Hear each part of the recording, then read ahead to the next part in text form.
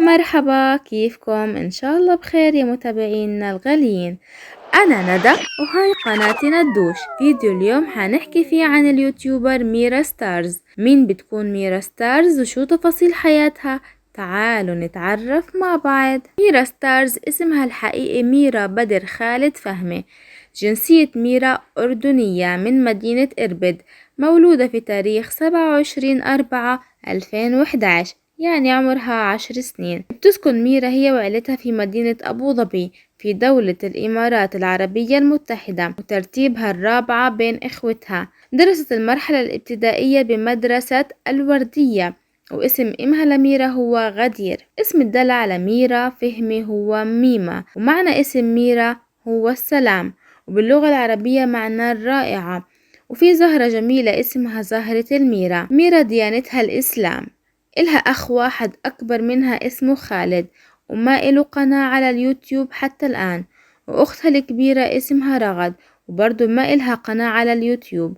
وأصغر أخت إلها اسمها أيلا، بتعتني فيها ميرا كتير. خواتها روان وبيان مشهورين وبيشتغلوا يوتيوبر، وإلهم قناة على اليوتيوب وبتشاركهم أحيانا فيها ميرا. ومن الشغلات اللي شاركت معهم فيها ميرا بالتمثيل والفلوقات والتحديات، مثل فيديو تحدي أكل البيتزا والخدمات والمدام. ميرا شاطرة باللغة العربية والتركية، ومن مواهبها الغناء بالعربي وباللغة التركية والعزف على آلة البيانو، وكمان بتحب ممارسة الرياضة والكاراتيه. ومن هواياتها تسلق الجبال. بتحب ميرا كمان ألعاب الكمبيوتر والنت، وخاصة ألعاب الأكشن زي لعبة بابجي الشهيرة. الفاكهة المفضلة لميرا هي فاكهة الفراولة، وأكتر نوع خضار بتحبه هو الخيار. وأكلتها المفضلة هي المنسف الأردني. وأكتر مطعم بتحبه وكتير بتروح عليه هو مطعم بيتزا هات. اللون المفضل لميرا هو اللون التركوازي. وأكتر مادة دراسية بتحبها ميرا هي الرياضيات. لون العيون المفضل لميرا هو اللون الأزرق. وميرا بتحب الشعر الطويل. وأكتر قناة يوتيوب بتتابعها ميرا هي قناة عائلة مشيع، قناة خواتها روان وريان. اسم صديقة ميرا المقربة منها كتير تاليا. والشخصية الكرتونية المفضلة لميرا هو فتيات القوة. وأكتر أغنية مفضلة إلها أغنية فريند. ميرا سافرت مع عائلتها أكتر من مرة على عدة دول، من بينها تركيا. خلال زيارتها لتركيا راحت على مطعم المدينة، والتقت ميرا بعدد كبير من اليوتيوبر خلال سفرها على تركيا. عملت ميرا قناتها على اليوتيوب بتاريخ 2/10/2016 وسمتها ميرا ستارز، ونزلت أول فيديو على قناتها بهذا التاريخ. وأول فيديو نشرته ميرا على قناتها كان اسمه روتين ميرا الصباحي. قناة ميرا ستارز على اليوتيوب فيها أكثر من 5,600,000 مشترك، وملايين المشاهدات على محتويات الفيديو اللي بتقدمها ميرا ستارز. نزلت ميرا على قناتها على اليوتيوب أكتر من 300 فيديو منوعات. وأول كليب غنائي نزلته على قناتها كان في سنة 2018، كان بعنوان بابا وماما. وهذا الكليب وصل عدد مشاهدينه لأكتر من 30 مليون مشاهدة. وحساب ميرا على تطبيق الانستغرام في أكتر من 1,000,000 متابع. وحساب ميرا على التيك توك في أكتر من 4,700 متابع وأكتر من 18,000 معجب. وقبل هيك التيك توك حظر حساب ميرا بدون سابق إنذار بعد ما وصل إلى أكتر من 400,000 متابع. وكمان حساب ميرا في البابجي انحظر 10 سنوات. ميرا بتنزل فيديوهات أغاني وعن حياتها اليومية وشو بتعمل مع خواتها، وبتعمل تحديات وفيديوهات شيقة وممتعة وطريفة. ورغم إنه سن ميرا صغير إلا إنها طموحة ونفسها توصل للشهرة أكتر،